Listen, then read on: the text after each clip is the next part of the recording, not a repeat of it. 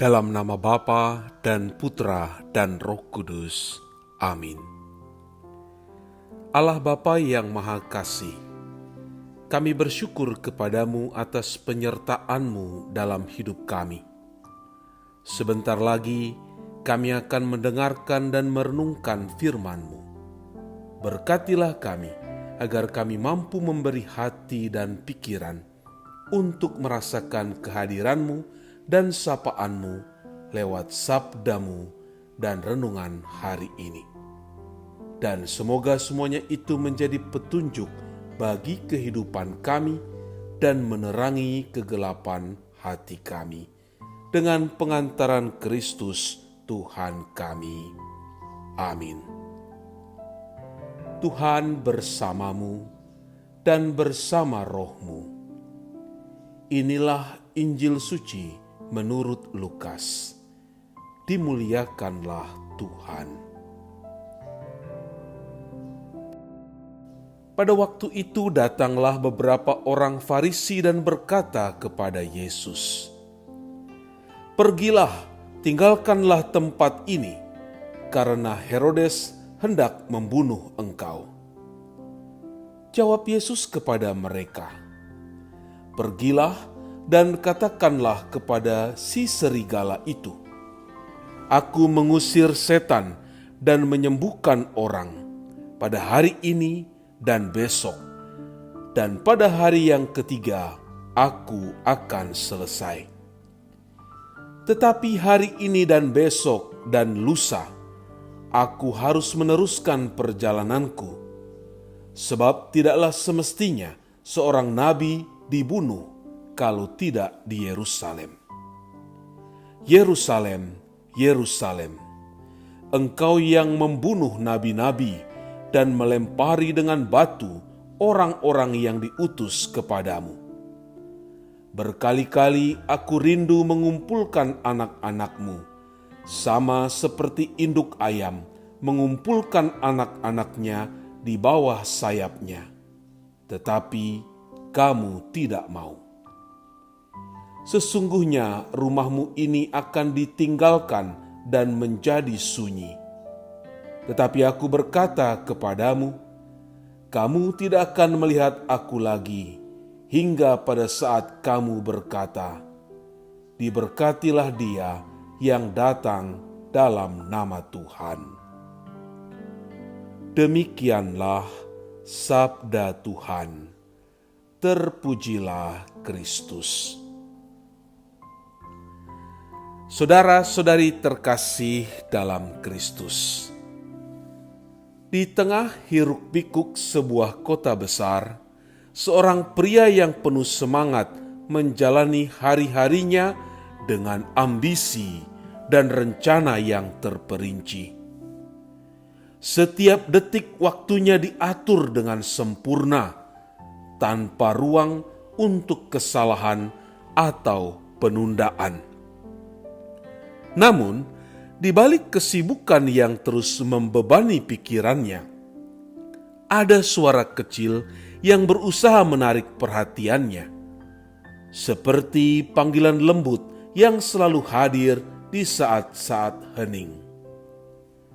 Pria itu, meski sering mendengarnya, tetap menunda untuk merespons. Hingga suatu hari, ketika tekanan hidup memuncak dan dia merasa kosong di tengah kesuksesan duniawinya, barulah dia menyadari bahwa panggilan tersebut adalah undangan untuk sesuatu yang lebih besar, lebih mendalam, dan lebih penuh makna dari sekedar pencapaian duniawi. Yesus dalam perikop hari ini menjadi teladan kesetiaan dan keberanian dalam menjalankan kehendak Allah. Meskipun ia tahu bahwa jalan menuju Yerusalem adalah jalan penderitaan, penolakan, dan akhirnya kematian, ia tetap maju tanpa gentar.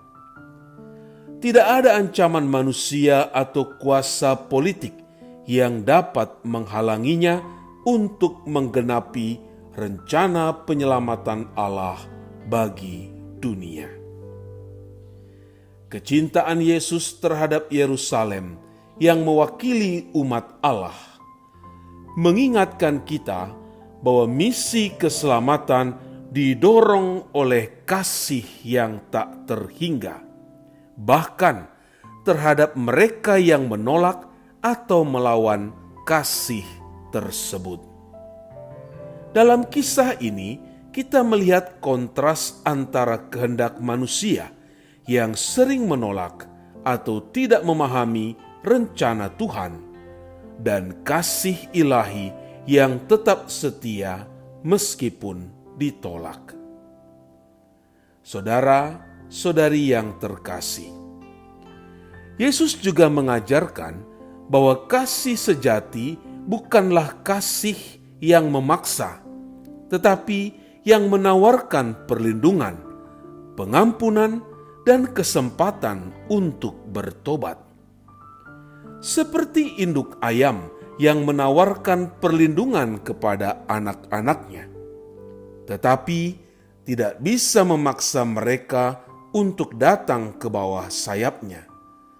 Demikian pula Allah menawarkan kasih dan keselamatan, tetapi tidak memaksakan kehendaknya.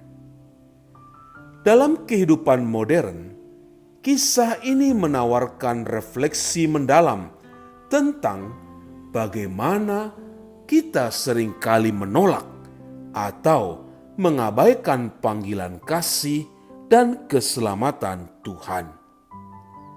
Banyak dari kita, seperti Yerusalem, mungkin memilih untuk berjalan di jalur kita sendiri, jauh dari kehendak Allah. Bahkan ketika Dia dengan lembut memanggil kita kembali kepadanya. Dunia hari ini penuh dengan gangguan, ambisi pribadi, materialisme, kekuasaan, dan rasa takut terhadap perubahan yang seringkali membuat kita sulit untuk merespons panggilan Tuhan dengan hati yang terbuka. Namun, kasih Allah tidak pernah berakhir. Ia selalu menawarkan dirinya kepada kita, menunggu kita untuk kembali ke dalam pelukannya. Kesetiaan Yesus dalam menjalankan misinya, meskipun menghadapi ancaman dan penolakan, mengingatkan kita untuk tetap setia dalam mengikuti panggilan Tuhan, bahkan ketika jalan itu penuh tantangan dan penderitaan. Di tengah dunia yang seringkali menolak nilai-nilai Injil, kita dipanggil untuk meniru ketetapan hati Yesus dalam menjalankan kehendak Allah. Tindakan keberanian iman tidak selalu berarti melakukan hal-hal besar, tetapi kadang berarti tetap setia pada panggilan kita untuk mengasihi, mengampuni, dan berbelas kasih, bahkan ketika dunia di sekitar kita tampaknya tidak peduli atau bahkan menolak kita. Kita juga diingatkan bahwa seperti Yesus yang merindukan pertobatan Yerusalem, kita harus memiliki hati yang penuh kasih terhadap mereka yang belum mengenal Tuhan atau yang menolak kasih-Nya. Dalam menghadapi situasi konflik, penolakan, atau tantangan dalam hidup kita, respons kita haruslah respons kasih, bukan kebencian atau putus asa. Allah Bapa yang Maha Kasih, kami bersyukur kepadamu atas karunia kehidupan yang Engkau nyatakan dalam seluruh perjalanan hidup kami di dunia ini. Kami mohon, curahkanlah roh kebenaran-Mu dalam hati kami, agar menuntun kami untuk tetap setia dan percaya pada kasih-Mu yang menyelamatkan kami dari dosa dan keterbatasan hidup kami, sehingga kelak kami boleh menikmati kehidupan abadi dalam kerajaan-Mu. Doa dan permohonan ini kami haturkan kepadamu dengan pengantaraan Kristus Tuhan kami. Allah Bapa kami, penuntun kehidupan, Engkau telah menuntun Abraham menuju tanah terjanji.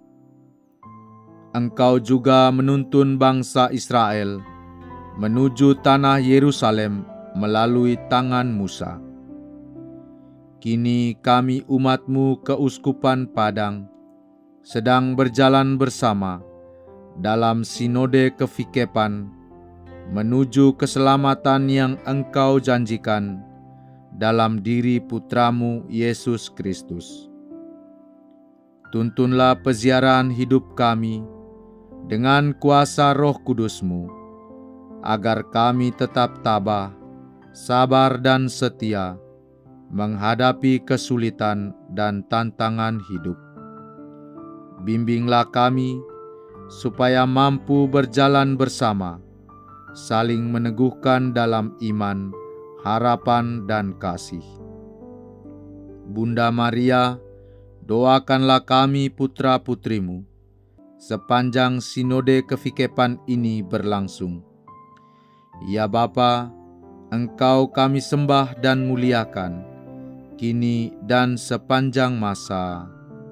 Amin. Tuhan bersamamu dan bersama rohmu. Semoga saudara sekalian diberkati oleh Allah yang Maha Kuasa, Bapa dan Putera dan Roh Kudus. Amin.